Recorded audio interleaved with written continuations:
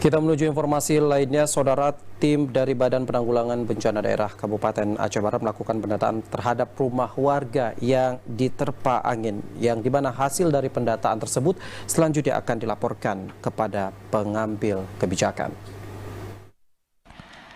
Tim Badan Penanggulangan Bencana Daerah melakukan pendataan tentang kerusakan yang dialami pemilik rumah akibat angin puting beliung. Pihak BPBD belum bisa merinci kerugian yang dialami pemilik, sedangkan untuk pemberian bantuan tergantung dari pimpinan yang mengambil kebijakan nantinya. Menurut Asrajuddin, staf Pusdalops BPBD Aceh Barat, pihaknya telah melakukan pendataan terkait kerusakan itu. Namun, untuk pengambilan kesimpulan merupakan kewenangan dari pimpinan setelah diserahkan data nantinya. Jadi arahan Pak Kala suruh ke lokasi untuk ngecek kondisi saat ini bagaimana.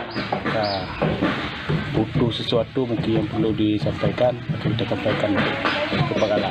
Pendataan dulu dan pemantauan dulu. Di AC-nya dilaporkan ke sana.